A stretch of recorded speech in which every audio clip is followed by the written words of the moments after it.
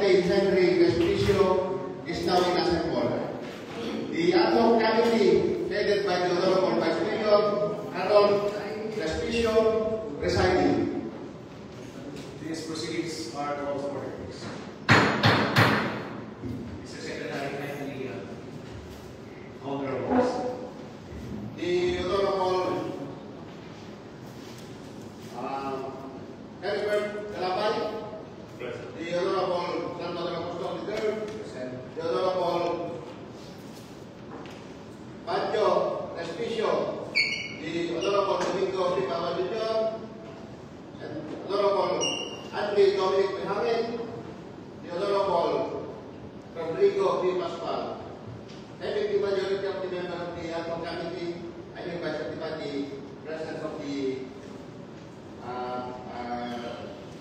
presence of the hearing, Mr. Presiding. Thank you so much. We proceed with business for today. All right. The prosecution will present its first witness, sir.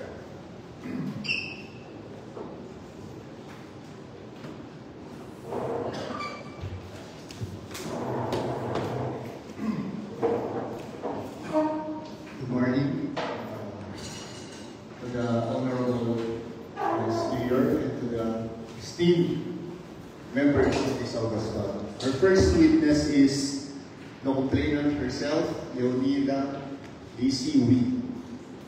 All right. For what purpose, sir? We offer the testimony of this witness, Your Honor, to prove that she is the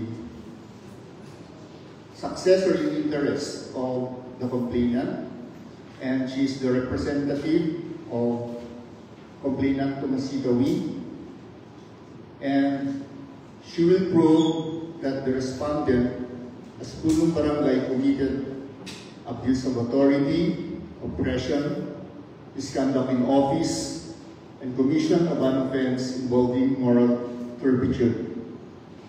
She will likewise prove and testify and identify documents to prove the allegations of her complaint, Your Honor. All right. Let the witness go to the witness stand, please, and he swear to the oath.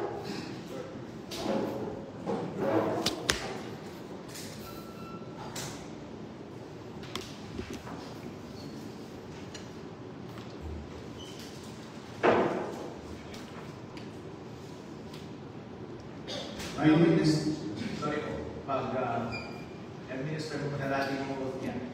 Tayo po kayo, madam. Pakitaas po ang inyong kamay. Alright, meron po ba tayong assistant na pwedeng mag-administer ng oath? Or ako na lang? Ako na lang po. Madam, do you swear to tell the truth, the whole truth, and nothing but the truth? I do. Alright, take a seat, madam, and counsel for the prosecution. You can start. With the kind permission of the presiding officer. Good morning, Madam Witness.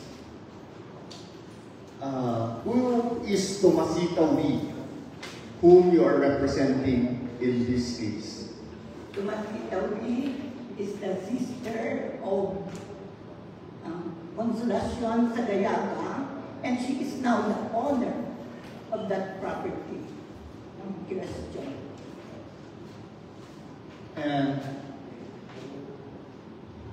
are you aware of Civil Case 1370? Yes, attorney.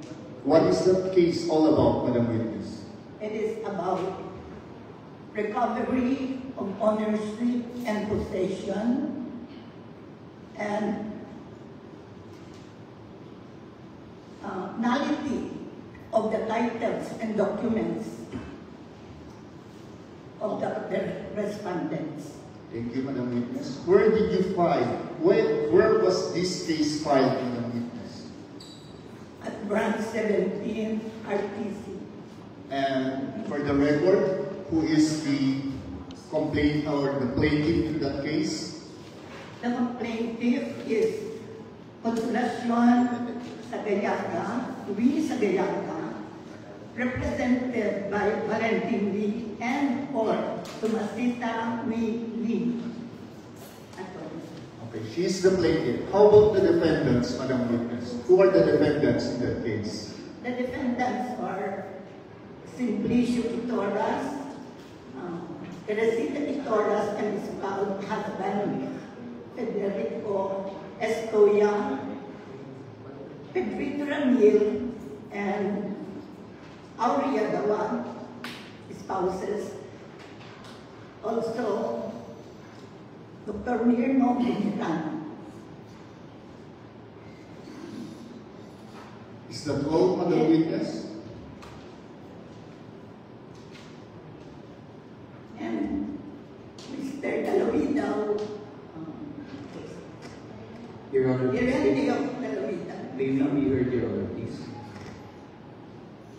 May we pray, Your Honor, that the companions of the witness refrain from coaching the witness, Your Honor, please. All right. Companions of the witness, please keep from coaching the witness. Continue, counsel. And this, do you know a person by the name Clemente Andam?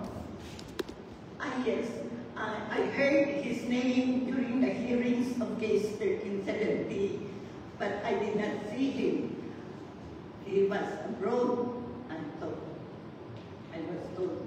So,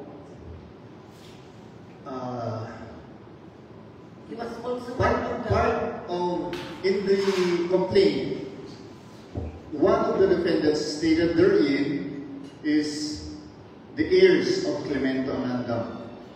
Does that mean that Clemente Andam was already dead at the time the complaint was filed? I'm not very sure, attorney, but on record, he was represented by Leticia Andam, his daughter. And when was that case filed, Madam Witness? In 2006, December, if I'm not mistaken. Okay. What happened in that civil case number 1370? The case, the court decided, the court from the RTC to the Court of Appeals and the Supreme Court decided to our favor that Consolacion Sabayaga is the sole owner, possessor, and possessor of that property. Okay. And you mentioned that it reached the Supreme Court. It was the decision of the RTC 17 was affirmed by the Supreme Court. It was affirmed en toto by the Supreme Court. And what did you do when the decision was affirmed by the Supreme Court? We requested that the decision be executed. And was the writ of execution executed, Madam Witness? Yes, attorney. Sheriff Batiteo Manana executed the writ. We accompanied him there during the execution of the writ. The respondent here is Punong Barangay Henry Respicio.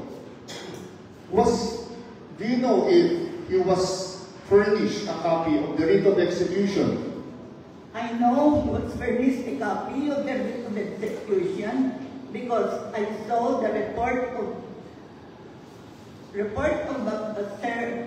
Sheriff Manana that he signed, his signature appeared in that preceding copy. Okay. You said that he was furnished.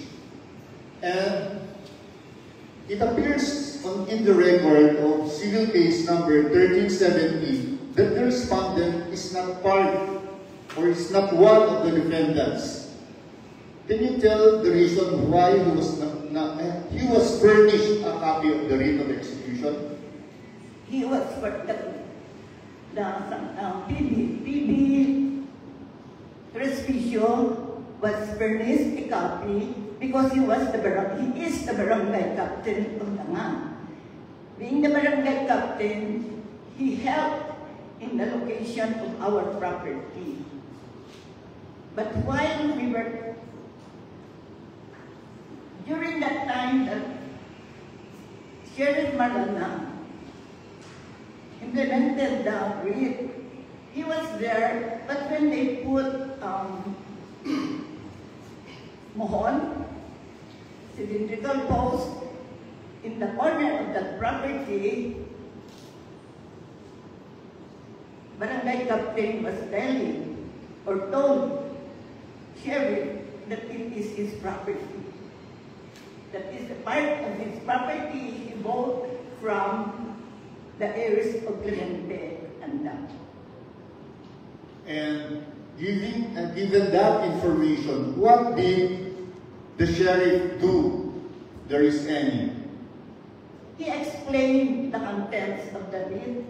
He even told the defendants, because they were there, the respondents, he even told them that if they do not follow the rule of the Supreme Court, the decision of the Supreme Court, they may be sued to the court for contempt. And it is punishable by fine or punishment or both. You mentioned a while back that the writ of execution was fully implemented. Do you have any documents to prove that the writ of execution was fully implemented? Yes, Attorney. Can you show us, Madam Witness? I have here the writ of execution. And I also have here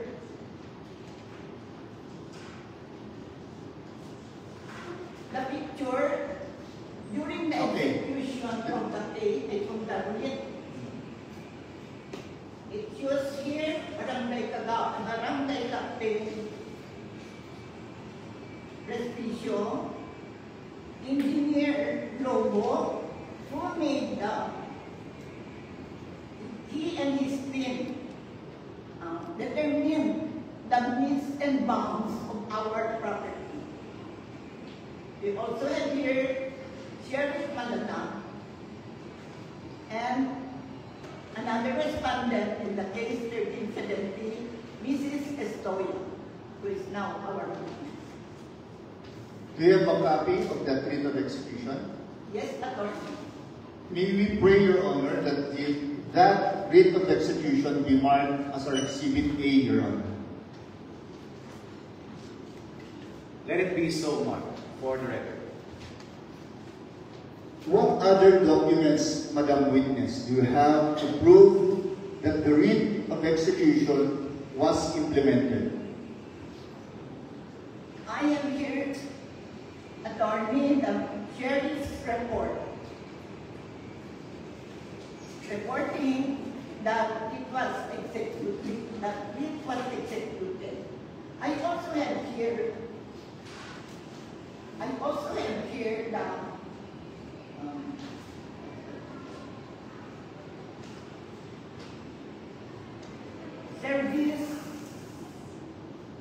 service report. The service. You mean to say the return of service Return of service. and sheriff's report? Yes, po. Sorry po. We also pray that these documents, Your Honor, the return of service and report, be marked as our Exhibit B and B-1, Your Honor. It is thus marked. And the sheriff's report dated March 21, 2023 as our Exhibit C and C-2. That is so.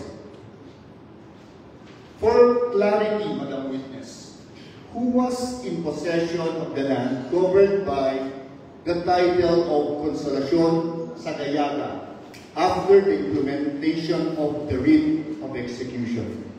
We were the owners of the property. We should have been there. Wow. Okay, my question, Madam Witness, is who was now in possession? Who was in possession of the land after the writ was fully implemented? Barangay Captain Prestigio. After the writ was executed, Madam Witness. After the writ was executed, it is our property, and You were in possession. we were in possession.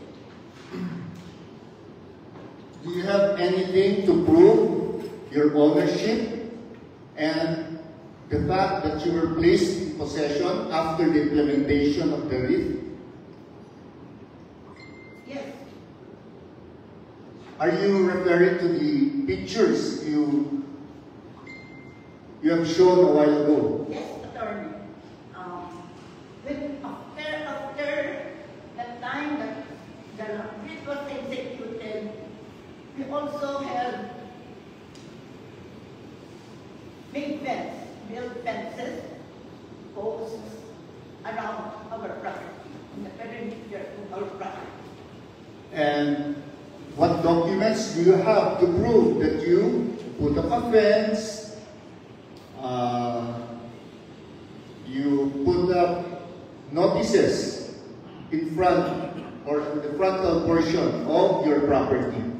Yes, attorney, I have here posted along the road these notices saying that we are noticed to may I read, if I may be allowed to read. No more. These were posted in both sides.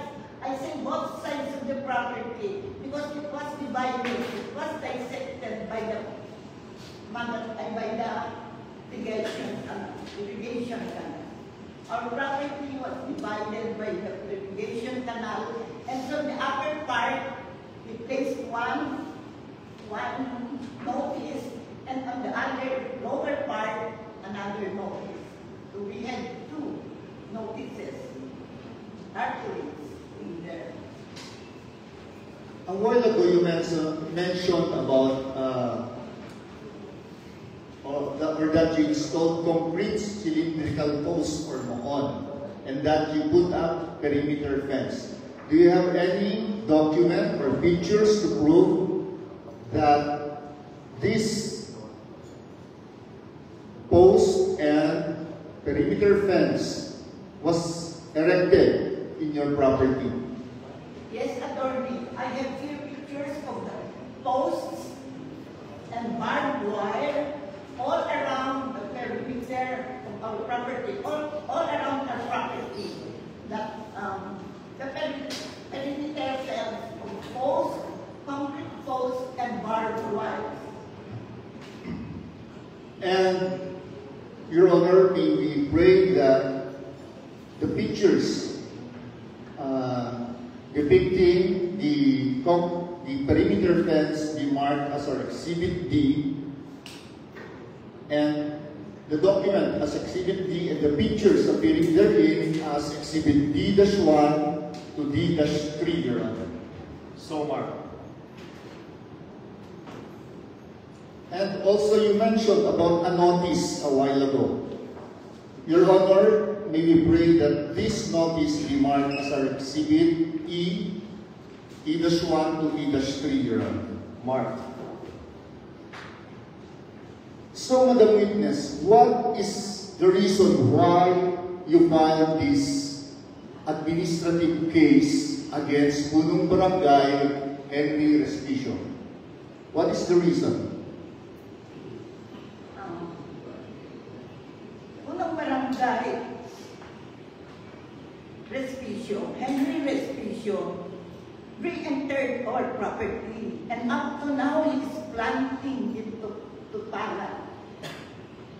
He even extended to the other part of our property, the property which Mrs. Estoya surrendered to us.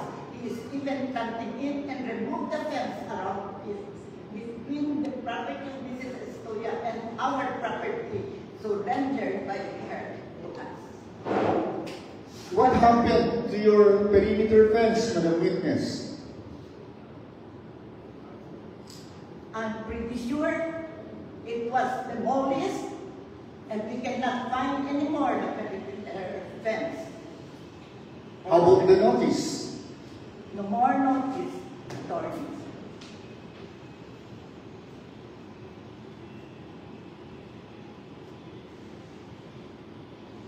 does the respondent do in your property?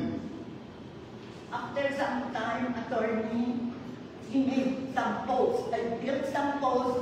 He removed our posts, as I had said earlier. He removed our posts and he accepted it, saying that it is his property.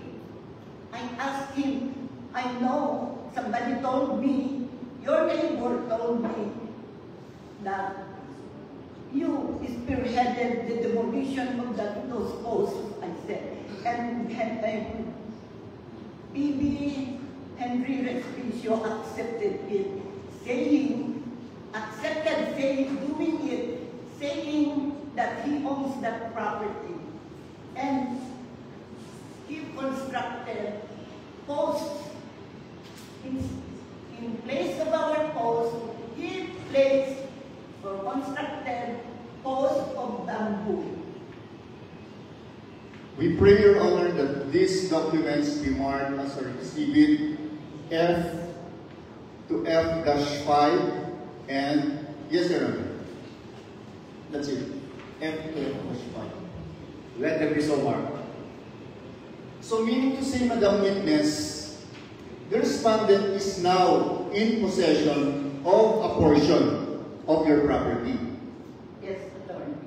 And what is the area? Can you estimate the area being possessed by the respondent?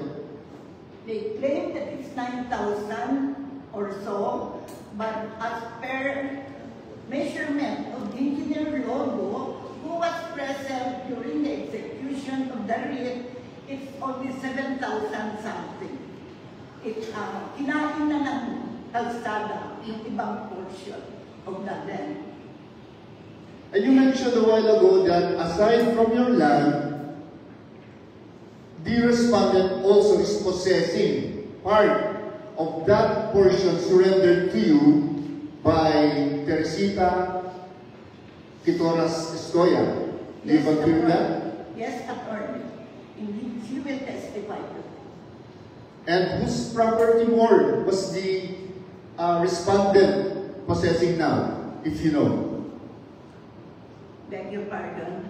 Aside from Mrs. Estoya here, are there other portions of your land being possessed by the respondent? Yes, attorney. The portion owned by Simplicio Quitoras. This- Annexed to the land of Teresita Estoya. So meaning to say, Madam Witness, aside from your property, the respondent is also in possession of the portion of the lands surrendered to you by Estoya and Quitoras, Simplicio Quitoras. Yes, attorney. And if you sum it all up, what is the area? What is the total of the area possessed by the respondent? Let us say that portion A is the place on the other side of the irrigation canal. From there is a diagonal portion which PB Respicio claims it is his own property, but as prepared by Engineer Lobo, I have this portion below the irrigation canal is 1.6, and the portion above the irrigation canal, approximately 2,000, he is occupying almost, more or less, 19,000 square meters, according. And aside from the perimeter fence, the concrete cylindrical post, the notices, did the respondent build any improvements in your land? Yes, attorney. He built a one-story, two-door building. And he did not ask you? He did not ask my permission, nor did he ask the office of the local government. So when I saw it, I went to, in October 18, 2024, I went to the office of Engineer Medrano, the zoning and development officer of this municipal local government. And he told me that he will stop them as they will require, I will require a deed, a title and tax declaration so that they will give them building permit. In October 21, I again went there and he said they have not submitted building and requirements for building permit. What you mean is that he was not issued a building permit for the construction of the building, correct? Yes, he constructed without building permit. You said a while back, Madam Witness, that the respondent is now in possession of approximately 19,000 square meters of your land. Yes. Is this area, if you know, the area the respondent bought from Clemente Andam or to his heirs? The title we see shows that the area is 9,000. I don't know the exact area, but it's more or less 9,000. More than 9,000 square meters. But as I had said a while ago, it was prepared by Engineer Robo, that's from the center, and even Commissioner Santa Cruz, when he was assigned by the court to relocate the property, it was 7,000 something. And can you tell the reason, Madam Witness, to this august body, the reasons why Punong Barangay Henry Respicio was filed an administrative case against him? Because we filed an administrative case before this court because as barangay official, as barangay captain, he should have honored and obeyed the decision of the Supreme Court. Modesty aside, I was a barangay captain to Barangay Turaco. And given that opportunity or that case laid to me, I should have abandoned the property, obeying the law of the land. But that did not happen with Punong Barangay Henry Respicio. Instead, he insisted on planting that portion of land. So, from my understanding in your answer, you mean to say that the respondent abused his authority? Yes, attorney. He being the barangay captain, as he has said, I am the barangay captain here. And what did you do, Madam Witness, when the respondent re-entered your land and now in possession of your land? I filed this case on this case being tried now. So And, yes, Madam Witness. And before filing this case, where did you ask for help in order to oust the respondent from your land? I went to the DILG in Ilagan. I sought their help. Twice I went there. Between 2 to 3 months after the other.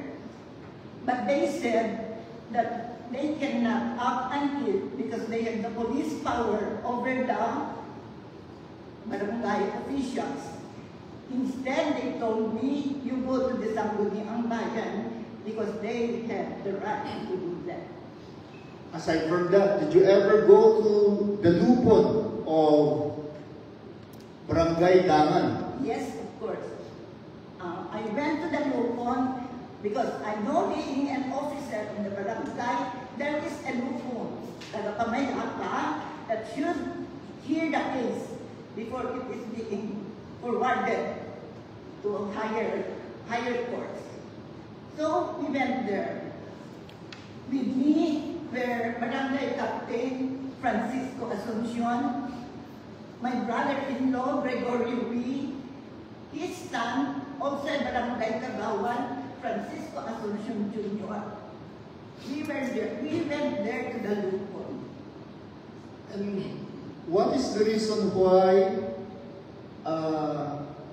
Barangay Captain Eddie Asuncion and his son and other persons you mentioned a while ago accompanied you, Madam Witness, in going or attending that lupon meeting? Barangay Captain Asuncion is a distant relative of my husband, and I sought his help and also the help of the other, his Barangay Kagawan, his son and Barangay Kagawan, because I know that this is Barangay Kapitan Toki. I thought that it would make things easier for the solution of the case. But when we were there, And can you tell this honorable body, Madam Witness, what happened during the meeting in the lupon? in the lupon, it was Kapitan who was doing the talking. I wanted to talk, I would be stopped by his talk. In that particular morning, he said, in the presence of the members of the lupon, siya si Kapitan dito, awas maalabidan. He also said, kung yung ipapel, meaning the title and the decision of the court, kukwa yung ipapel, kukwa tinaga. Does that come out of the mouth of the barangay captain? I wonder. He even said, this is it.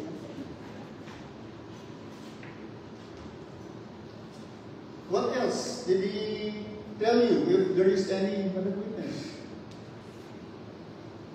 My age, my memory fails me. I'm 8 years old. Okay. You understand that, Madam Witness? Let me think. He even said, selectin nyo talaga, makita nyo. In that instance, in the lupon. Aside from going to the lupon, what else did you do to settle the matter with the respondent, Madam Witness? I wanted that the case be settled amicably, peacefully, so I, my daughters, Irma, and Amy, and Agnes Ramil, a resident of Dangan, we went to the house of Barangay Captain. My husband and my son-in-law were also in the car. They did not go down because I said, kami na lang mga babae para walang magiging problema, makamagkainitan. So, there, Kapitan and Joan Ray said, matayak pa bago yung maalat nila. And who is this Joan Ray, Madam Witness? Andre is the nephew of Barangay Captain. And can you tell us if he is in this room right now? Yes. Where is he now? He was here earlier. Ay. Yun po. And what did you try to tell the respondent when you visited him in his home? May I say something more, attorney? He even said, I recall now, alam niyo lang matanda. I recall now that he said, I tell you, they go na tayo bago maalayo. And then he also said, oh, memory lapse again. That did he say again? Itin yung amin talaga amin. Tatlo awan la idakdakes. What does that mean? Itin yung amin talaga amin. Tatlo awan la idakdakes.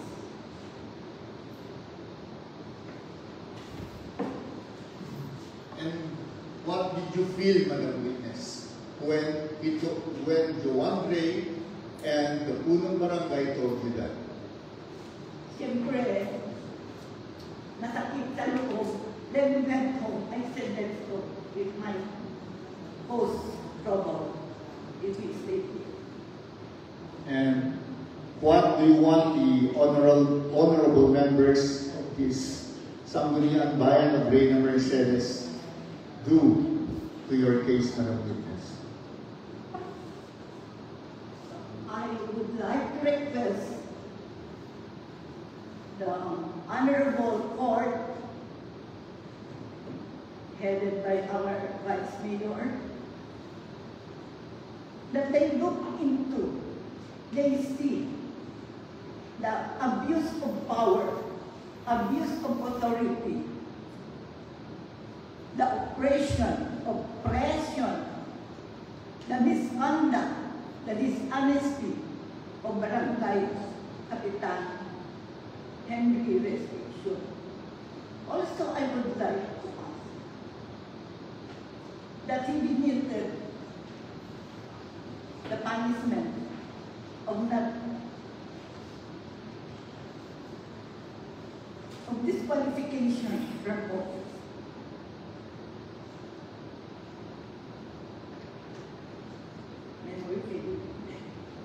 Yes.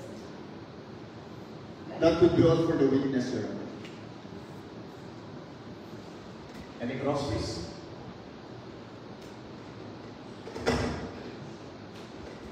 With the kind permission of your presiding officer. Morning, ma'am.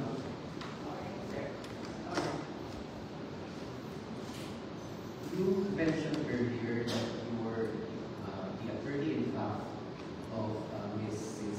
Tomasita. Yes. I could hear that.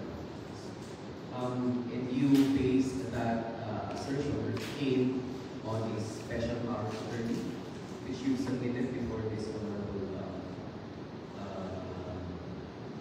court. Yes, sir. I have a special power of authority from Tomasita.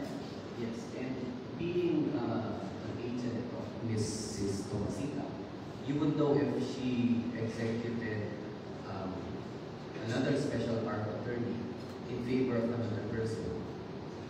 Would that be correct? No, I was the only one. Yes. So you are the only agent of Tomasita in relation to the subject property. Yes, sir. And you confirm that the special power of attorney was executed this year, 2025, correct, ma'am? Yes, sir.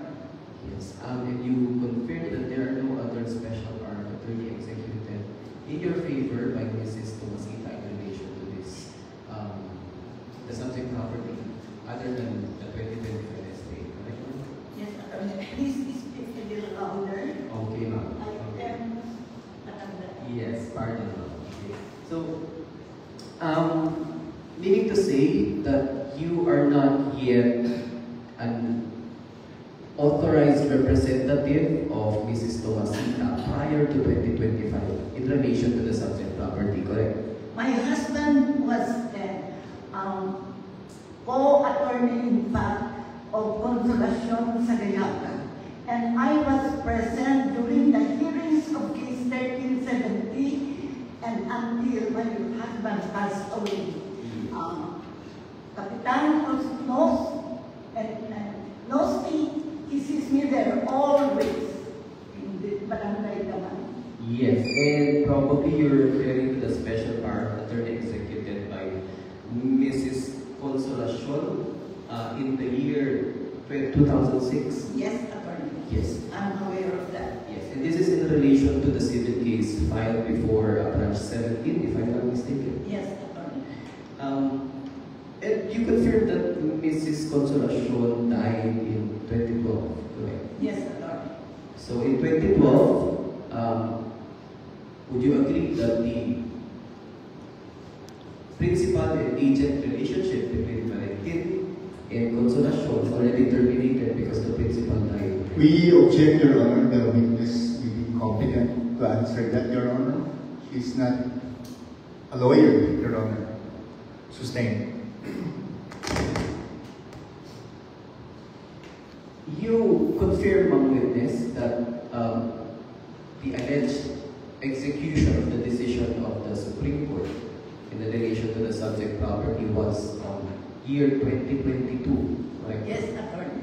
And in year 2022, there was, or prior to the year 2022, and after the execution of 2006 special power of attorney, no other special power of attorney was executed by Consolacion in favor of any other person, right?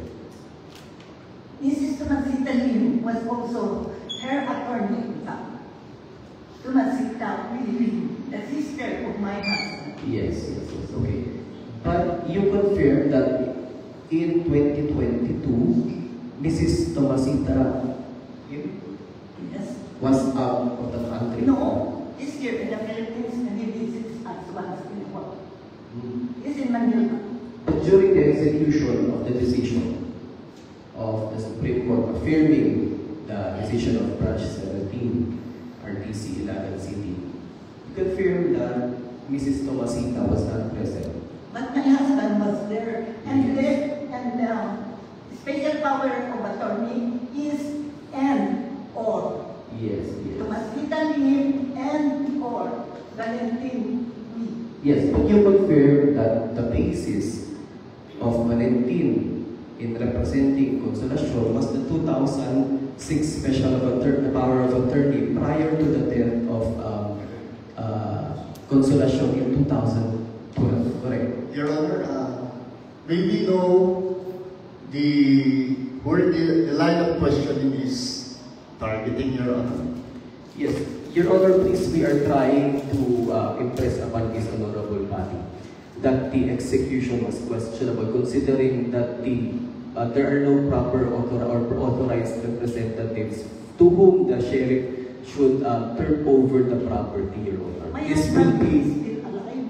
Yeah, that's why, Your Honor, we're eliciting information as regards that, Your Honor. Your Honor, please, these matters are already moot and academic, Your Honor, because the issue only in this case, Your Honor, is that whether or not the Punong Barangay is liable on the complaints as stated in the administrative case, Your Honor.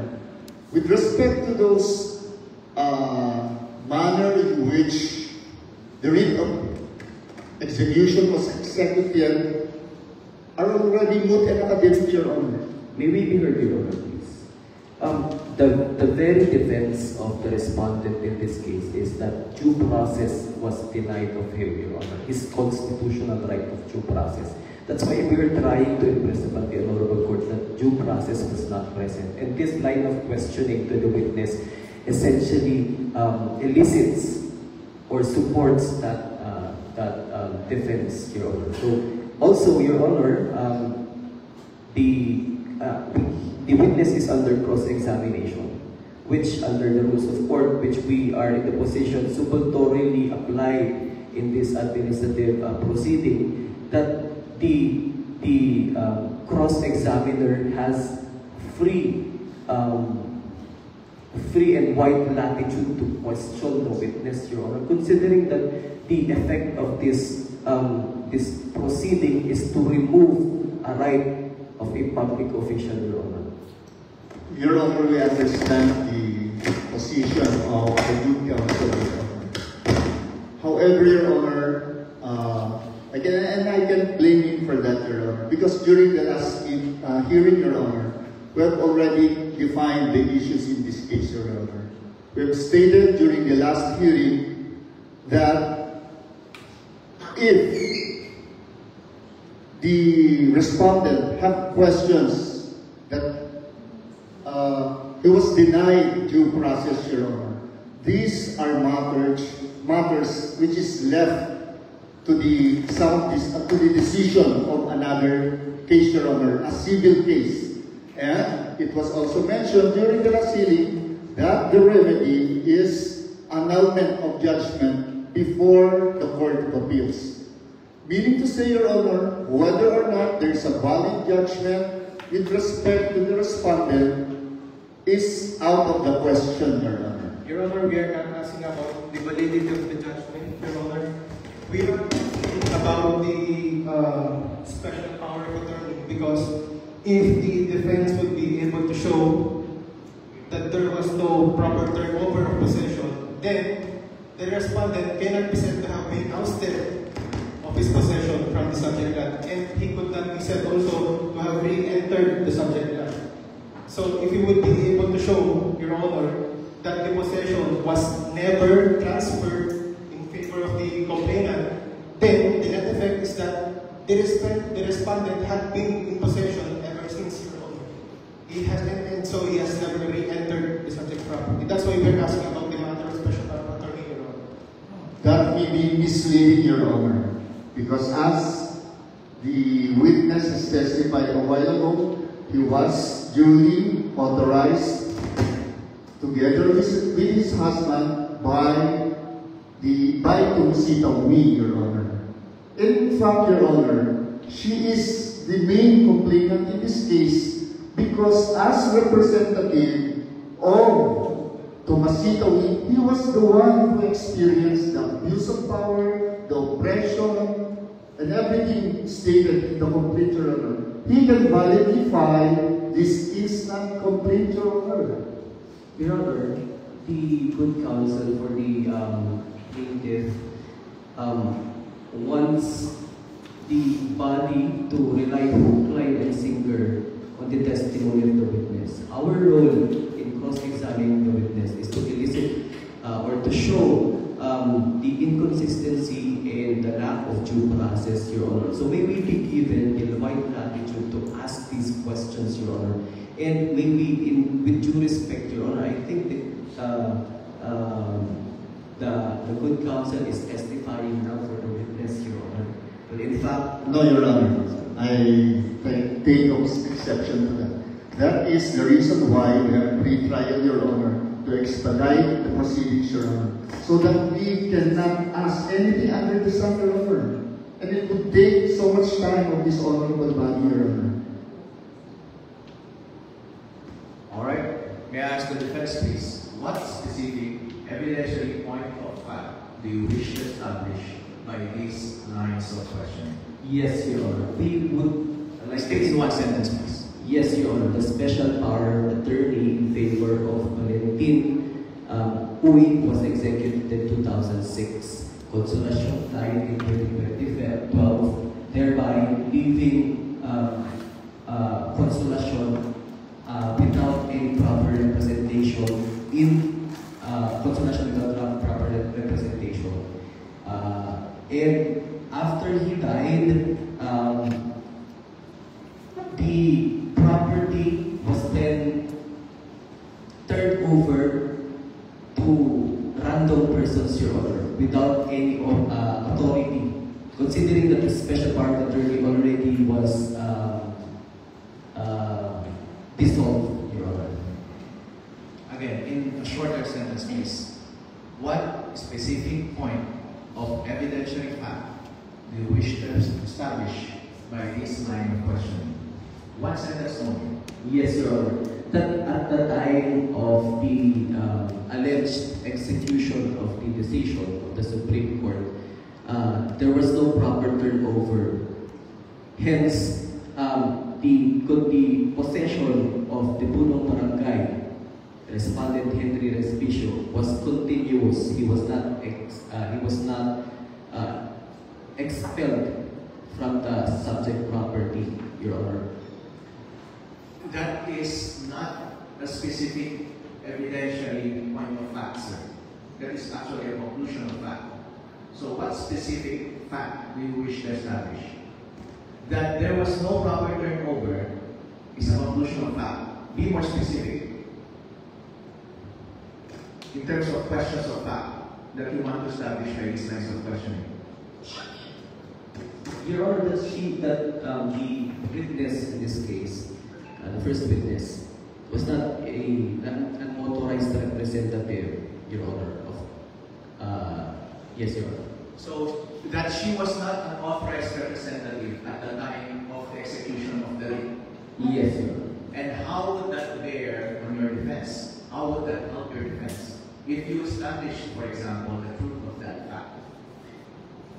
Yes, Your Honor, that the execution or that respondent who we claim have been in possession of the subject land during the pendency of the case and even prior to the execution was never actually expelled of the land from possession of the land, Your Honor. So he cannot be considered to have re-entered. He cannot be considered to have abused his authority because his possession thereon is continuous, Your Honor. What's the specific factual issue of whether or not the complainant was the authorized representative at the time of the execution of the writ put forward as an issue during the trial? I think the general defense of lack of due process, Your Honor. The specific points of issue must be evidential. They must be specific. That there was no due process is not the proper subject matter of issues as far as stipulating or settling the issues of the time of retrial. So I repeat the question. Was the question or issue of whether or not the witness was authorized at the time of the execution of the writ put forward as an issue during retrial? Impliedly, Your Honor, because it is related to the issue that whether or not the respondent has been expelled and has re-entered the property, or rather, or perhaps if the respondent is guilty of dishonesty and abuse of authority, Your Honor.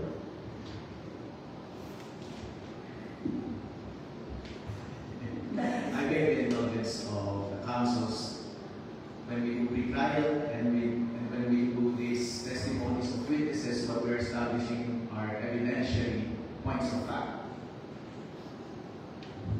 And what we seek to accomplish during retrial is to make efficient these processes so that when we agree on points of issues during retrial, we must be as specific as possible as to the evidentiary issues of fact that should be litigated during testimonies.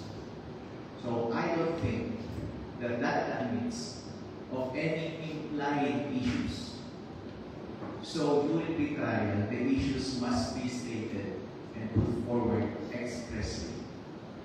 And so I understand by your exchanges between the counsels that the prosecution objects to the line of questioning of the defense and to that objection, and that objection I sustain.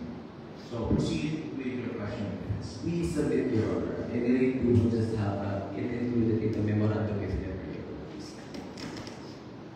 Now, witness, you mentioned earlier that you're familiar or aware of the civil case before Branch 17 of Ilangan City. Yes. And you're familiar with the case before us? because my husband is the attorney-in-fact of Consolacion Sagayaka, and he does not go to the hearings without me.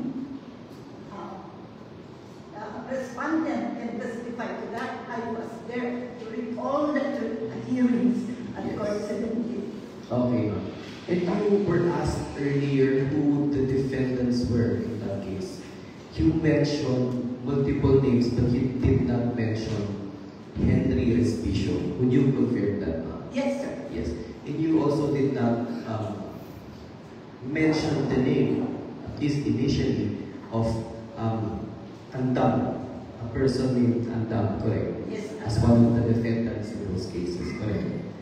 In fact, you mentioned that you only heard the name Clemente Andam, correct? Yes, sir.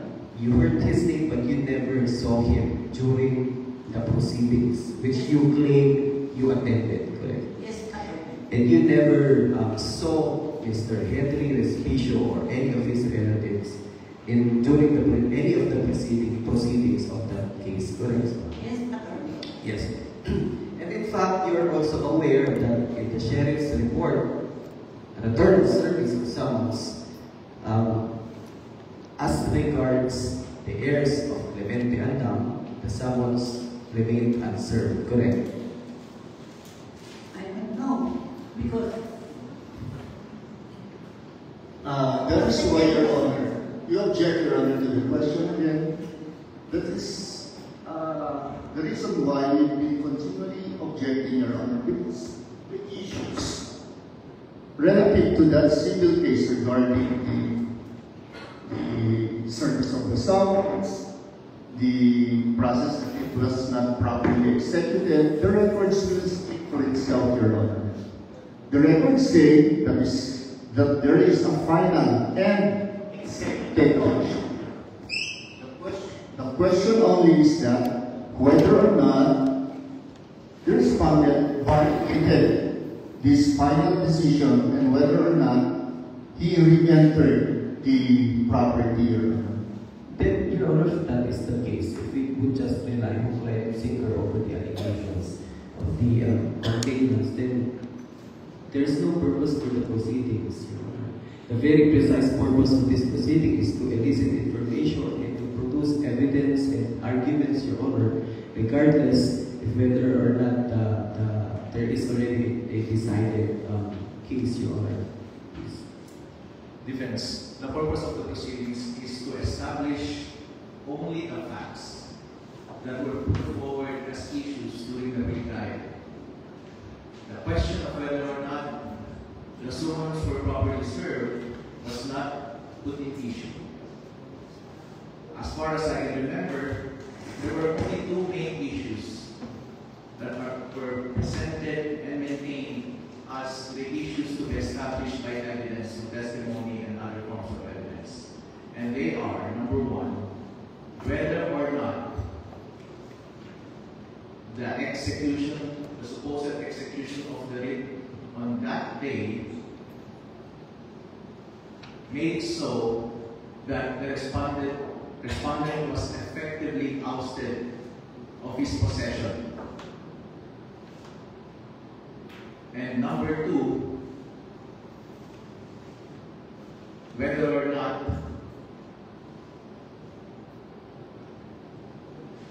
I forget. But I think that is mainly whether or not he was effectively ousted of possession at the time of the execution of the writ. And Something related to that. and whether or not he is liable of the complaints as stated in the administrative case, Your Honor. There is a more general issue, but I'm talking only about the evidentiary fact that is put in issue for these proceedings to tackle. So, forgive me, attorneys, if the counter counsel raises an objection about a certain line of questioning that doesn't tackle the specific issues, evidentiary issues put forward during the pre-trial, I will have to sustain that objection.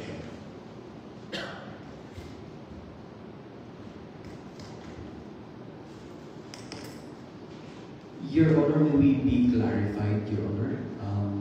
If the body would not allow the respondent this side of the case to present evidences which are public document in nature, Your Honor, please. If in fact it is relevant and material to prove the innocence of the respondent, Your Honor. That is a hypothetical question, Your Counsel, and let us address that when a specific question and challenge comes, before us. Yes, I may add, Your Honor. They will have their time, Your Honor, when they will present their witnesses, Your Honor. Yes. Yes. So the specific challenges that we have in front of us are whenever your counter-counsel objects to your line of questioning, we will have to decide whether to sustain or overrule the objection. And whether or not a line of questioning is appropriate at this moment, I will only have to go back to what was agreed upon and settled during the pre-trial. And during pre-trial, these questions that you're asking are not covered by the issues settled there. So if you just proceed, please.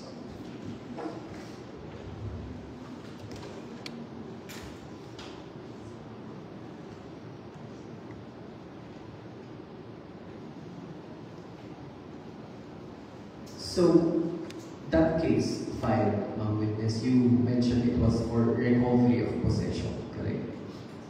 Recovery of possession, the same case. That case 1370 Yeah.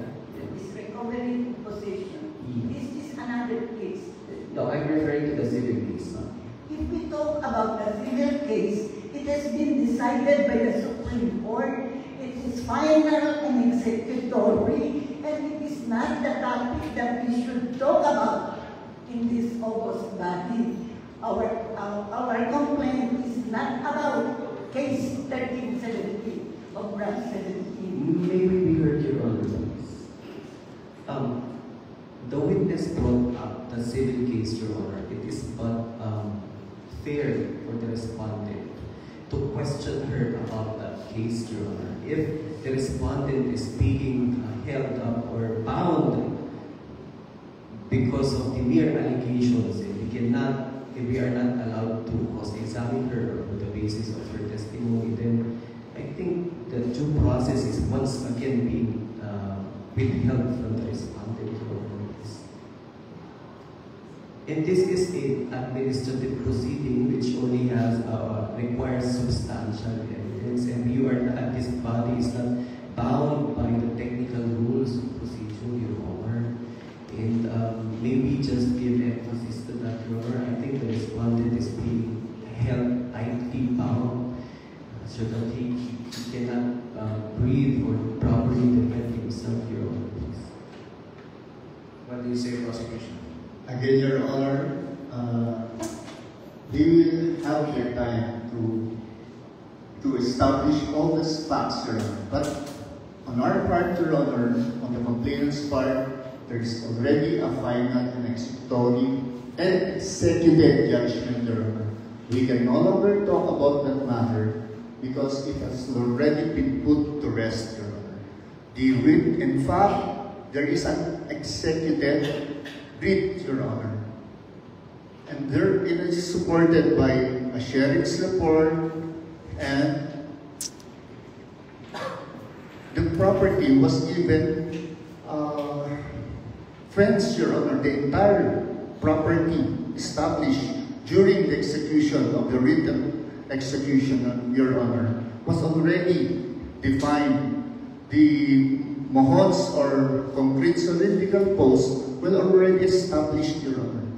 The only question now, which the honorable body should address, is whether or not he re-entered and whether or not he destroyed the property, the fence, removed the notices, Your Honor, no trespassing notices, which is very prominent, Your Honor. That is only the purpose of these proceedings, Your Honor. We can no longer go back to civil case 1370. We beg to disagree, Your Honor, please. Firstly, the comment of the Development Council that there is a time for us to prove or to prove facts, Your Honor. But in fact, cross-examination is an opportunity to prove facts for the respondent. That's why there's a cross-examination. It is actually very important that we elicit information from the witness in our favor. That's why cross-examination is here in the first place. Another point, Your Honor, is that the Good Counsel expressed that the thing that the respondent can only do is that to prove that execution was not properly served, Your Honor. Our point is directly or at least indirectly related to that point, Your Honor, that the respondent is not actually ousted in the vicinity or the subject property, considering that first, there was no proper turnover or execution of the decision. And secondly, is that he was not bound by the decision of in the civil case, considering that he was not party to the case. So our line of questioning proves that he was not ousted and that he did not re-enter the property. I appreciate it. Go ahead, prosecution. So if that is the position of the Good Counsel, Your Honor, this witness is not the proper witness, Your Honor. It is the court sheriff who executed the sheriff's report and the return of service, Your Honor. It depends on the question, Your Honor. The question that we're eliciting to her is within her personal knowledge and not outside her personal knowledge, Your Honor. The witness testified in the civil case that she was present in the proceeding, and therefore she has personal knowledge which we can elicit from her, Your Honor. All right. I appreciate the zeal with which the defense maintains its position on this particular question, and I understand that this is contentious, and so I refer the question to the body, and let them decide whether to allow you to continue with that line of questioning or not. That you have said over. All right. So I ask the body the question whether the defense shall be allowed to continue with the instant line of questioning. If you agree, say aye, please. Aye. If you do not agree, say nay. Nay. I repeat. Let's divide the house. If you agree to this line of questioning, would you please raise your hand? If you disagree, will you please raise your hand? The defense can continue with this line of questioning. Thank you, Your Honor. No witness. The civil case was for recovery of possession, correct? Therefore, you admit that you were not in possession of the property when you filed the case, correct? Yes, sir. Yes. That's why you wanted the help of the court so that the possession would be delivered to you, correct? Yes, Attorney. Yes, I thank you. would like to answer anymore because that was the court's findings made as the owner of the property. And it is, how do you call that? Wala na yan na mag-uusapan natin because hindi naman 1370 ang pag-uusapan natin. Kundi yung ginawa at ginagawa ng ating barangay captain who complained about na aking sinakdal sa korte. Excuse me, Madam Witness, please don't argue with counsel. The body has already made its position to allow the counsel to ask these questions. And so if you are bound to answer, Madam, please answer only the question, please. Thank you. Okay, thank you. I repeat, my witness, with due respect. You sought the help of the court to execute the decision because you were not in possession, correct? Yes. Yes. In fact, numerous persons were in possession of the subject property, correct? Yes. Yes. In fact, one of those possessors of the property is the respondent, Henry Respicio, correct? I don't know because he is not named in the case. Yes, yes. He has no personality in the case. Yes, yes. However, when you accompanied the sheriff, allegedly, in executing the decision or the writ, the respondent, Henry Respicio, told you that he Told the sheriff that he bought the subject property from another person. in 2018. 2018? Are you sure, ma'am? Yes, attorney. I have seen from the court. I got from the court a deed of sale and an extrajudicial deed of sale executed by the heirs of Andam and the family of Punong Barangay Respicio. That was in 2018. Ma'am, do you remember having executed a judicial affidavit in relation to the filing of petition of indirect contempt against the respondent?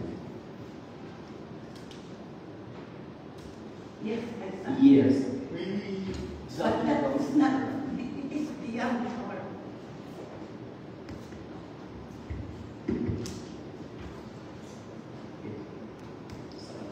My lawyer does not know about this, that we filed a direct contempt of court at branch 18 to be tried on December 15.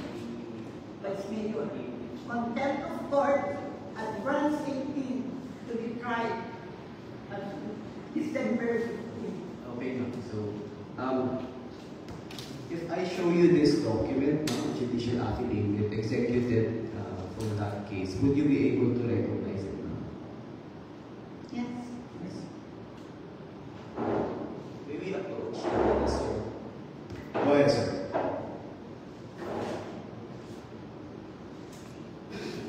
Can you please go over this document and use the mic, sir? You can carry the mic with you. Can you please go over that document and confirm if this is the one that you've executed, ma'am witness?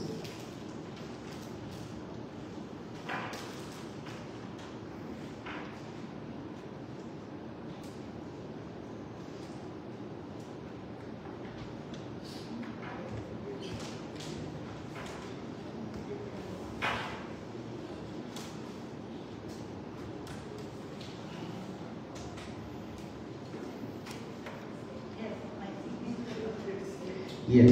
And you confirm ang witness on tanong and sagot number 19 that he did or that the respondent claims to have bought the property to Clemente Andam, the heirs of Andam, was in the year 2015 and not 2018. Correct? Maybe my memory serves me. How to say?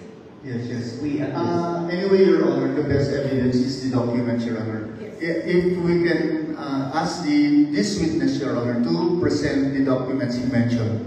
Yes, we will be presenting the document to this honorable body, Your Honor. Yes, sir. I did not put it. I have a copy because I secured it from the court. Yes. I don't get it now. Yes, and you mentioned in this judicial affidavit from witness that when the writ of execution was served, you were informed, or the sheriff was informed that by Henry Respicio that he has bought the land and that he is in possession of the land. Correct, ma'am? Yes. And also, that he reiterated that the next year when you tried to install signages on the land. Correct, ma'am?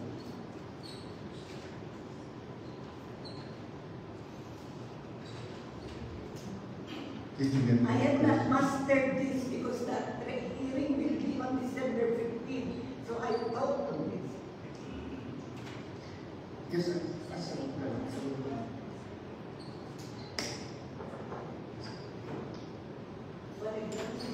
That he reiterated, May we ask, Your Honor, that the witness be allowed to read the... yes, Your Honor. So she can recall, Your Honor, considering she's an octogenarian, Your Honor. May we have her read it aloud, Your Honor, please? Tanong 19 and sagot 19. Alam mo ka kung bakit nandoon sa nasabing lupa ang mga respisyo bago nyo sila napaalis? Opo, noong November 28, 2022, sumama po kami sa asawa ko sa Sheriff Malanang habang bibigay siya ng copy of writ of execution with the defendant's legal po ni Sheriff Malanang si Henry ng kopya of the writ dahil nakaposisyon po si Henry at mga kamag-anak niya sa isang parte ng lupa na anong kay Henry ay nabili niya sa mga kapatid at nabili nila ng mga kapatid niya noong 2015 mula sa mga iradero ng 20 Agram na ilang sa defendants. Si Pima po ay kasawa ng limang kapatid ni Henry na si Cleto Respicio at si Juan Ray naman ay anak ni Cleto at Pima. Noong December 14, 2022, nandun din po sila Henry at Pima habang pinapabakol namin ang lupa sa ulit nila na nabili nila yung portion ng lupa sa mga heredero ng hanggang 2015. Pero hindi naman po sila nag-ialam sa pagpapabakol namin. Thank you, ma'am. So you confirm, ma'am, witness that respondent Henry Respicio was reiterating his claim of the subject land despite the sheriff executing the writ and despite you installing the signages on 2 different occasions, correct, ma'am? Yes po. Yes. So, thank you, ma'am.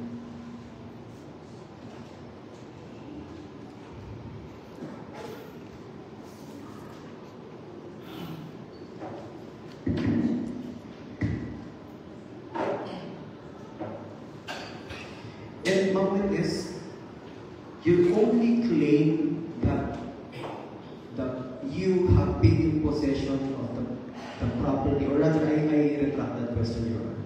You did not cultivate the property subject matter of this case, correct? Yes, because we wanted to sell it in full. Yes. So your claim that the possession was turned over to you is merely because the mohon were placed on the subject property.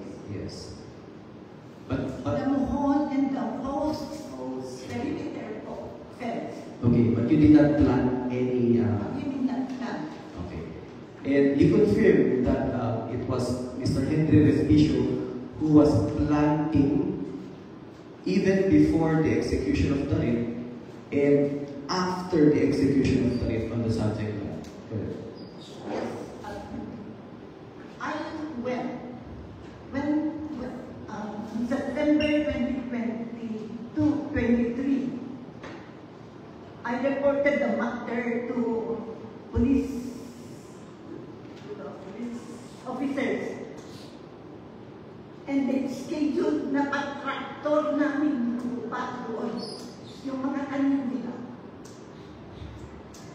The day before, yung schedule na magpapatraktor namin, ang sabi ng mga barangay, ng mga police officers, it is not within their jurisdiction. These officers, hindi alam na natin ato. These officers lang daw sila. Perhaps, I thought, perhaps, because Respicio yung kalaban ko, kaya nag-back out na yung mga police. So, out of the record. Yes. Nasa ko ng photo. Yes. November 25, dapat sana kami magpatrakto. Nag-withdraw ang mga police officers. Yes, ma'am. So maybe move forward. Okay. So ma'am, earlier you claimed, witness, that respondent Henry Respicio demolished the structures that you have built on the subject property. The fence. Yes, and that you claim also that he installed bamboo poles. And seeing their property owner. Yes, and your only evidence is to that effect are photographs of those installed structures, correct? Your only evidence of those alleged installed structures. Yeah. To prove that, you only showed photographs, correct, ma'am? Photographs. ng mga Yes. posting nilagay nila. Yes. Yes, sir. Yes. And you merely speculated that it was Henry Respicio who installed those structures, correct? Who could have done it? Kung siya mismo nagpaalis ng fence, inamin niya yan sa akin. Okay. Who could have done those who could have put up the fence? Yes. Bamboo posts. Yes. So you confirm that it's mere speculation, correct? I did not see. Yes. So it is speculation. Okay. But So somebody in the barangay, nakita raw po niya. Pinasumpena ko nga po sa Sangguniang Bayan. Yung taong yon ayaw niyang pumunta. She told me mismo, natatakot ako. Mabuti nga, sabsabali na kapitan. Sabsabali ti ugali na kapitan. Sabi niya. okay. So I could not bring her here. Yes, but you confirm, ma'am, witness that there were multiple defendants in the civil case who were claiming rights over the property other than Henry Respicio, correct, ma'am? Yes. Yes. So you only tunnel vision on Mr. Henry Respicio as to have caused the installation of those structures without evidence, correct? They voluntarily surrendered the property that they illegally got from us. Like Mrs. Estoya, she voluntarily gave it to us. Her property that was covered by our title. And even Aurea, the Wag, she did not do anything with his farm anymore because she knows that we are the owner of the property, honoring the judgment of the court, Supreme Court. How could a barangay official not honor the decision of the court, highest court of the land? May you please continue the cross-examination, Your Honor? Go ahead, sir.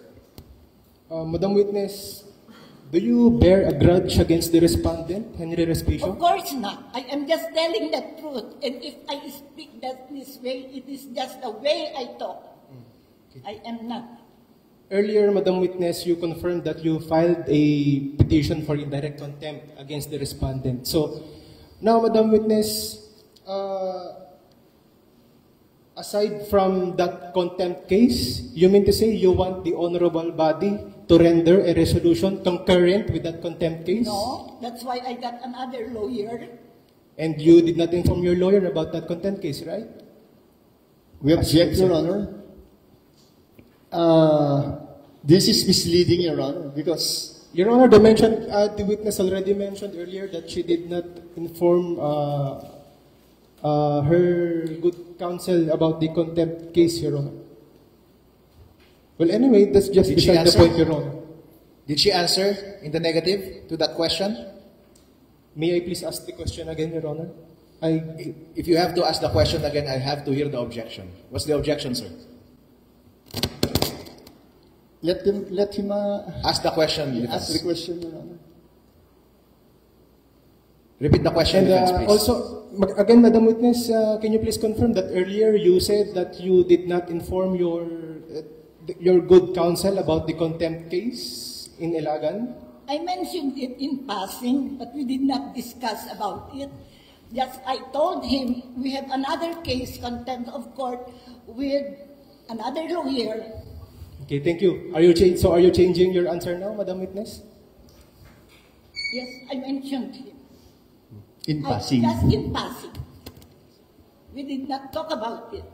Also, Madam Witness, during your examination, you said that during the barangay conciliation proceedings, the respondent, Lupon proceedings, the respondent, Henry Respicio, mentioned the words, itidyo tadaga tapno awan dakis. Do you confirm that? Yan ay sinabi niya noong nasa bahay. Did you mention that during your direct, Madam Witness, earlier? Yes, sir. Is that contained in your complaint, Madam Witness? Yes, Attorney. Can you please see that, Madam Witness? Those specific words, Madam Witness. Itidyo tadaga tapno awan dakis. Can you please find those words in your complaint, Madam Witness? This was not in the barangay Kaplopon. Please look at page 8 of your complaint, Madam Witness. It was in their house, in the perimeter of their house. Where is that again?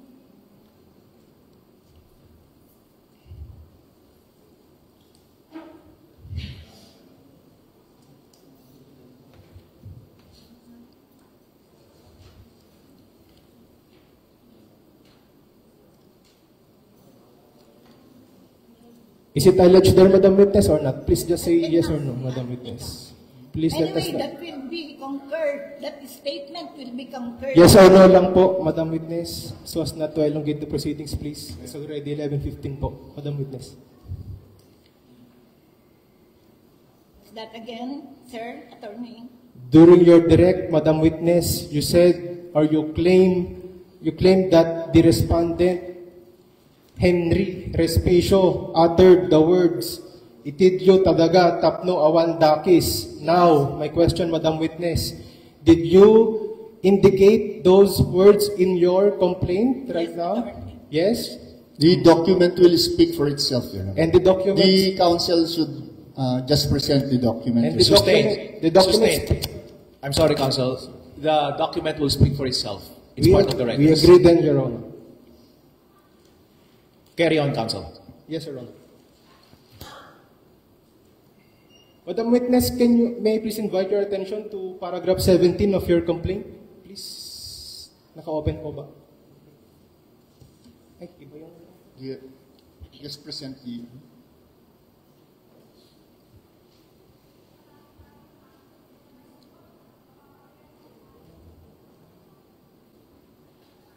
Meron, sir. I have it in my bag down there. But that is not on the same occasion. It was... See, put mo sa microphone. Ask the question, counsel, please, and let the witness answer. Madam Witness, do you have recordings of these statements allegedly made by the respondent? These mentioned in paragraph 17 of your complaint? Yes or no only po? Okay, thank you po. Thank you. It was recorded in our minds and on the Mike. It was recorded in our minds and the minds of those who were present.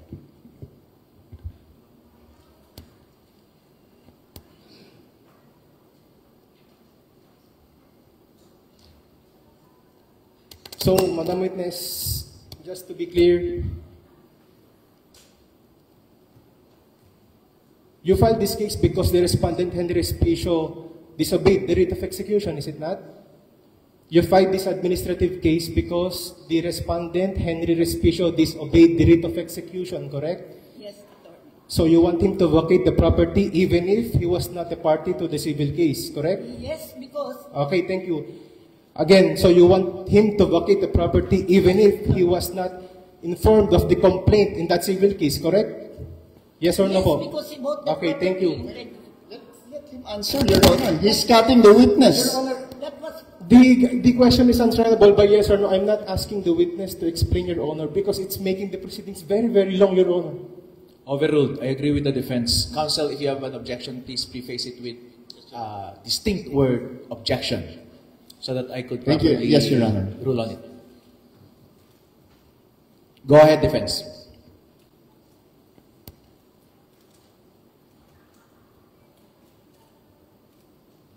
That's all, Your Honor. Any redirect, please? Yes, Your Honor, please.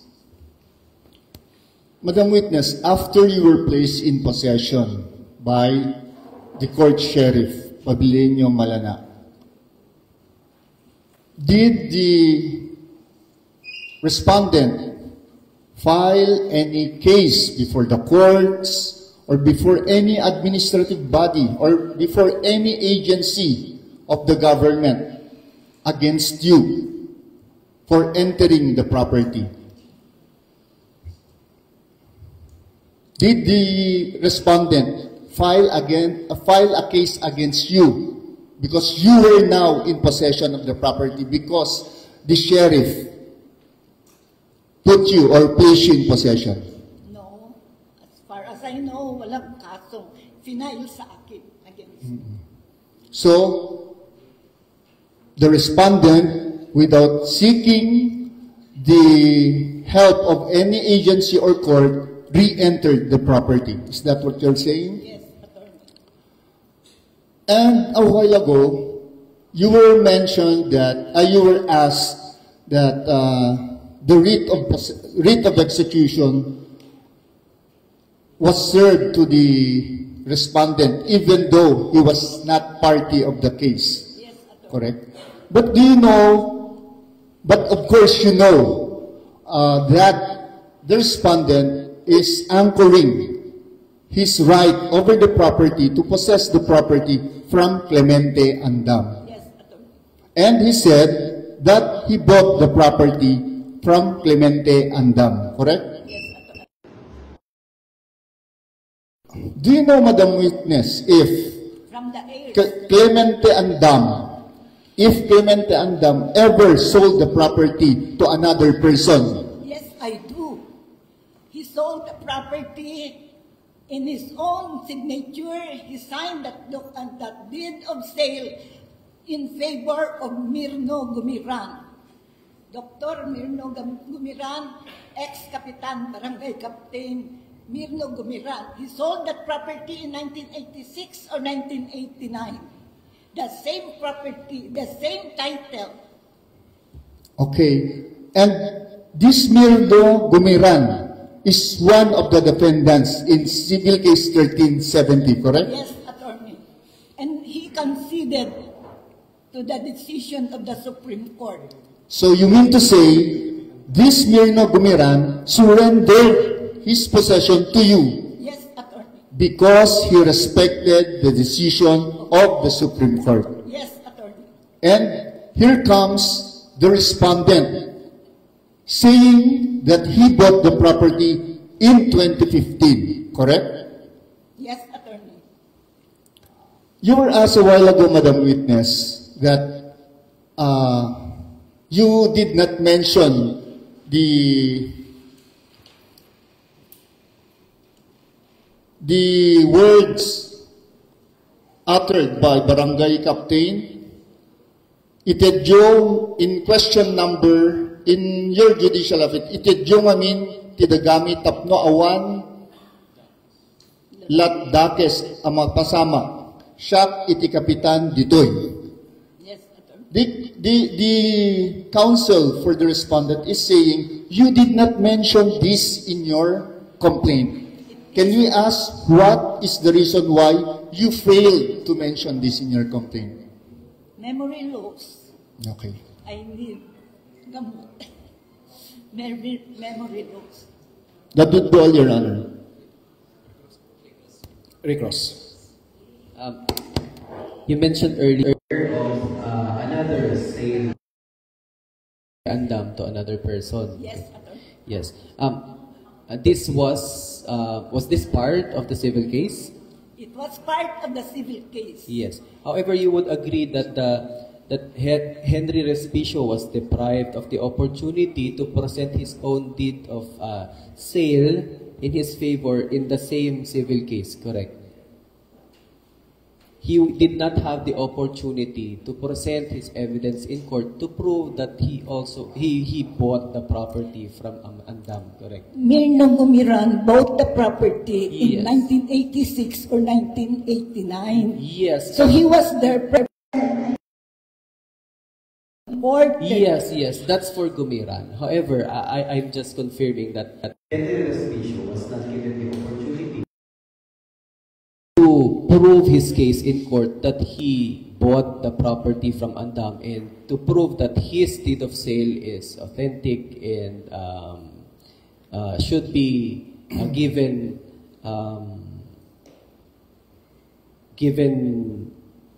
what do you call this,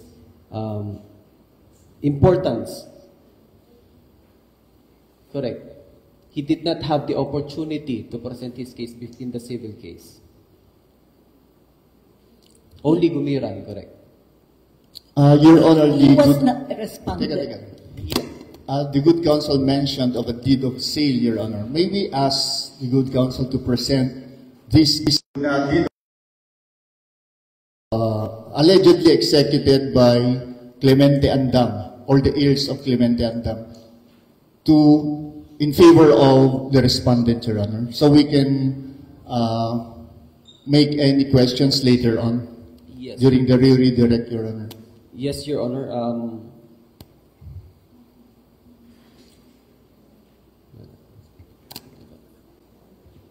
We will be marking such document as our exhibit during the course of the trial. So may we lay the... Carry on defense. Carry on defense. Yes. You're aware of the claim of Henry Respicio that he bought the property from Clemente Andam, correct, ma'am? Yes, sir. Yes. Have you been shown a copy of this document? I got a copy from the court. Okay, so you're aware of it. I'm aware of it. If you will be shown of that document, would you be able to identify, recognize it, ma'am? Yes, attorney. Yes, I'm showing you a copy. Yeah.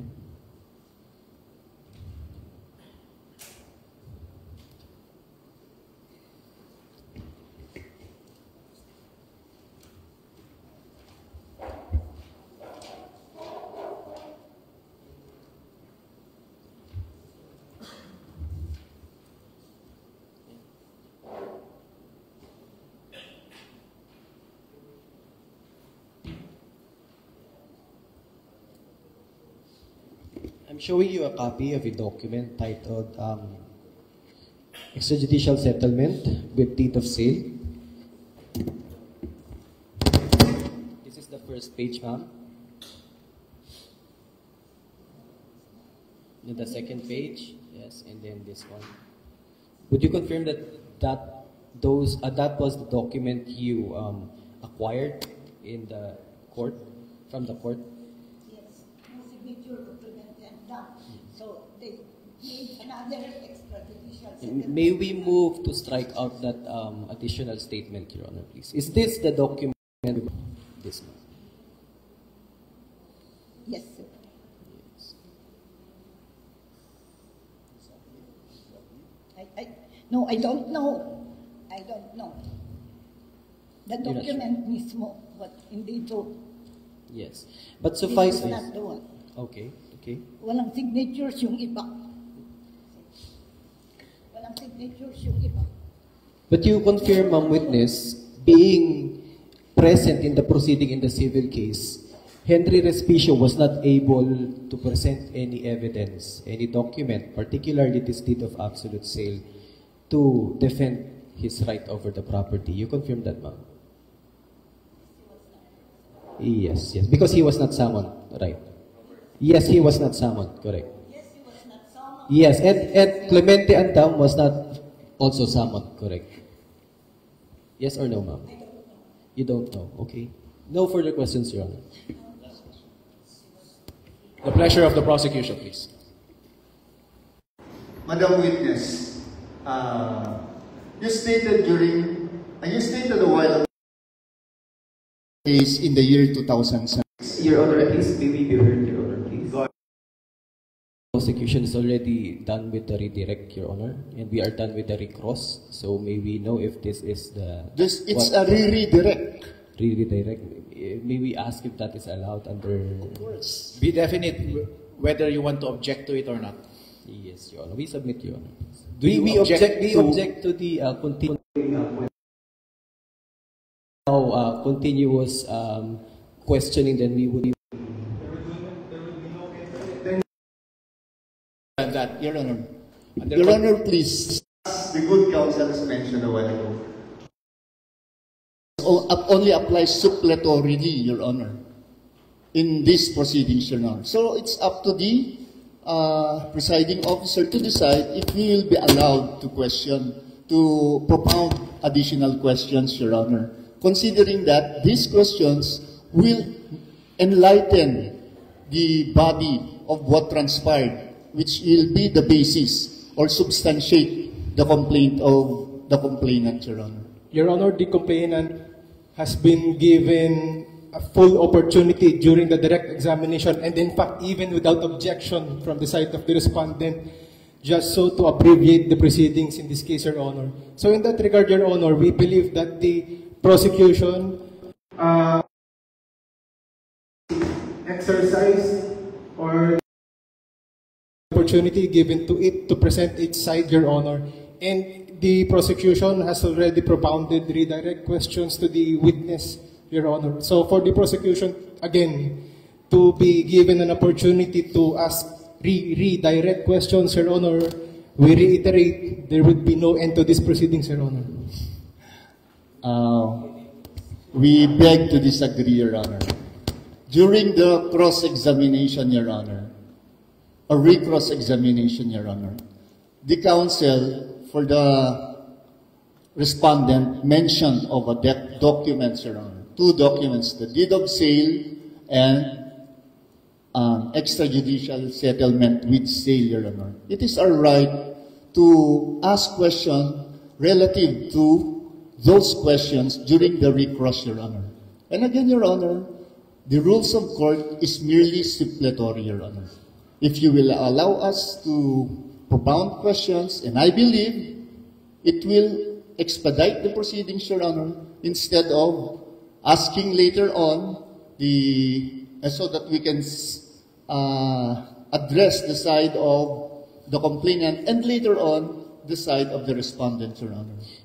Your Honor, then we would have to conduct recross, Your Yes. Honor. Then there If would you be would no like end to this proceeding. And also, Your Honor, there's a reason that there is such a thing as a rebuttal witness or evidence. To give them the opportunity to rebut or to clarify things that were not settled in this proceeding, Your Honor. So, we beg the kind indulgence of the Honorable Court. Again, Your Honor, it is merely supplementary. If we will again resort to rebuttal witness, Your Honor, it will be an added burden to an octogenarian witness, Your Honor, to again appear, and Your Honor, and be subjected to another proceeding, Your Honor. So we beg, Your Honor, that we will. Anyway, Your Honor, it's only one question, Your Honor. Will the defense allow the one question? We Or will will not- you maintain your We will objection? not, Your Honor, because one question opens up again to another question, to another question. We might end up tomorrow here, Your Honor. All right. I appreciate the passion of both sides, and I adopt the position of the prosecution that this court is not bound by the rules of court. And I said in the past hearing that we are bound by the general rules of due process and fairness. And at every instance, I try my best to be fair to both sides. And so, defense, inasmuch as you were obliged by the body a while ago in your question of procedure, although at first I sustained the objection of the prosecution, but then on second thought, I presented, since you insisted, I presented the same procedural question to the body for them to decide whether or not to allow you to proceed with your line of questioning. And so they did allow you, sir. And that was an indulgence from this court. Would you allow me then to defer or to present the same question to the body? Yes. For another round. Just one round. Prosecution and defense. Again, just one remaining round of questioning na lang. We submit to the discretion of the honorable body. All right, just one round. I present it to the body. Please say distinctly aye or nay to this question. Are we to allow the defense and the prosecution another round of questioning, another round of questions to be propounded to the witness. If you agree, say aye distinctly, please. Aye. If you don't agree, say nay. The ayes have it. So, prosecution, please ask your one question. Yes, Your Honor. Thank you to the body, August body. Madam Witness, you stated a while back that the case, the civil case number 1370 was filed way on 2006, correct? Yes. Correct? And as presented to you a while ago in the recross examination, the property being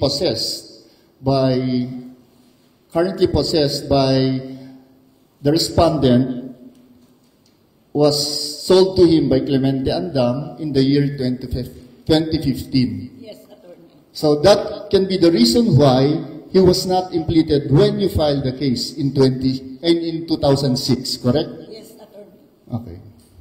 That would be all, Your Honor. Defense. Yes, Your Honor. Madam Witness, do you know of your own knowledge if the respondent Henry Respicio had been in possession even before the filing of the complaint? Yes. Oh, yes. That's all, Your Honor. The complaint here. The complaint here. Or No, I mean the complaint. Madam Witness, I'm just making a Your Honor, continuation of your... May we ask the counsel. question be more specific, Your Honor? Yes, if, may I please again ask the question, Madam Witness? Do you know if the respondent, Henry Respicio, had been in possession even before the filing of the complaint in 2006? Civil case. In civil case 1370? I don't know. You don't I know? don't know. No knowledge. Earlier, Madam Witness, when my co-counsel was asking you about matters regarding civil case 1370, you refused to answer, correct? Yes. And now your counsel is asking you about matters pertaining to civil case 1370, and you are now... Because it was approved by the body. But earlier you were refusing, is it not? Because it was approved by the body. So I said... That's all, Your Honor. So I answered. Finally, Your Honor, maybe you have a document That's really cross. marking, Your Honor, marking. May have, All right. Yes, Your Honor. Do it swiftly, sir. Maybe pray for the marking of a document titled Judicial Affidavit of Leonila C. Uy, executed on 17th of September 2025 as our Exhibit 1 provisionally, Your Honor, please. It is so marked. Thank you, Your Honor. All right, that's it. Yes, that we will for the witness. All right. Meron po ba sa ating counsel na gustong magtanong sa ating witness, please?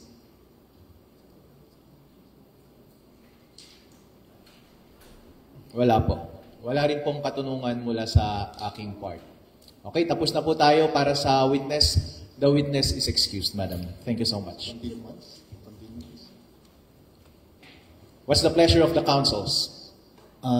Considering that it is already almost 12 o'clock, Your Honor, may we ask for continuance, Your Honor, considering that we also have other commitments this afternoon, Your Honor. Understood, counsels. Alright, maraming salamat po sa inyong lahat ngayong araw na ito. Gusto ko lang pong i-commend yung napakagaling na performance ng ating prosecution and defense counsels. Alright, keep the energy, guys. And I like it. Commendable. Thank you, Your Honor. And sa susunod po, itry po natin na mag-set ng schedule. Pwede po bang Monday, sir, ng hapon? Para nandito po lahat yung members ng council? Sa kung naobserbahan po ninyo, tinitake up po namin yung case as, sabi nga ng secretary kanina, as an ad hoc committee as a whole. As a whole. So kaya ang hirap pong i-whole sila papunta dito sa ating mga hearing kapag hindi siya on the same day as our session day. Pwede bang sa Monday tayo ng hapon? Hindi pwede. I'm available, Your Honor, in the afternoon. On December 1, Your Honor, next Monday. Next Monday. Yes. Huh? Hearing. They're not available, Your O Honor. sige po. Alright. Kung gayon po, makipag-coordinate na lang po sa inyo ang aming staff about sa common schedule ninyo. Again, gusto kong i-reiterate na gusto namin matapos ito ng mabilis, kaso nga lang maraming mga bagay-bagay na mukhang hindi tayo matatapos ng mabilis. December. And i-bring up ko rin, Secretary, please note, on Monday, gawin natin as subject matter kung gusto nating liitan yung committee natin kaysa as a whole, kasi yung mga iba mukhang walang ganang mag-attend. Yung mga interesado na lang mag-attend ang maging member ng court na ito with respect sa kaso na ito.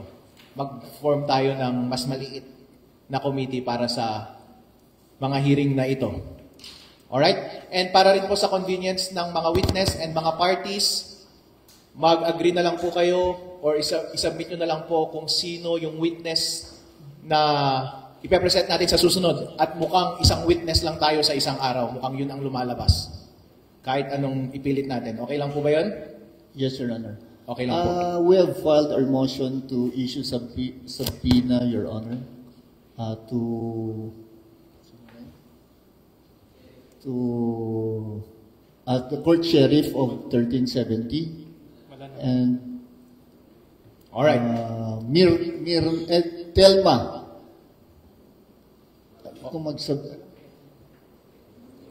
Telma Gumiran, Your Honor. Opo.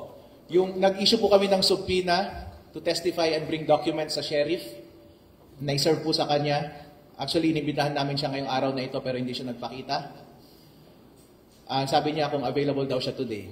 Apparently hindi siya available kaya wala siya dito. Yung witness naman na pinasabpina ninyo mula sa Dangan, ayaw niyang tanggapin yung subpoena, pero pagawan na lang natin for the record ng affidavit yung server, and that is as good as service. Kung gusto ninyong i-insist at the later time na mag-witness pa rin sila sa inyo, mag-motion na lang kayo na mag-issue tayo ng warrant kasi may compulsion power tayo dito. At ipa-aresto na lang natin sila. Pero at any rate, I will leave you sa aming staff na makipag-coordinate sa inyo about sa next hearing date natin. And kung sino yung ipapresent ninyo na witness, Mr. Prosecution. Para kung gusto ninyong maipresent si Sheriff, kukulitin na lang namin si Sheriff at mag-issue kami ng warrant before that date. Yes, Your Honor. Kung ayaw niyang pumunta. Si Sheriff na lang? Sheriff, or in the alternative, Your Honor, Teresita Quitoras Estoya. Alright. If ever the court sheriff will not be available in the next hearing, Your Honor. O sige. Staff, Mr. Secretary, please note na lang na makipag-coordinate first ng next hearing date, and then secondly, kausapin natin si Sheriff na pumunta dito sa hearing para mag-testify on that day. And counsels, pwede niyong i-advise yung inyong mga witnesses and other participants na okay lang na kahit hindi mo na sila mag-attend kung sobrang inconvenient sa kanila para hindi rin inconvenient sa ating lahat. Again, maraming salamat po sa lahat sa pag-attend dito. Maraming salamat sa ating mga present na members of council ng Reyna Mercedes, sa ating mga witnesses, sa ating mga parties, at mga spectators. At again, gusto kong magtapos sa pamamagitan ng pag-congratulate sa magandang performance ng counsels ng prosecution at defense. I'm so impressed, sirs, gentlemen. Thank you so much and have a great day, everyone.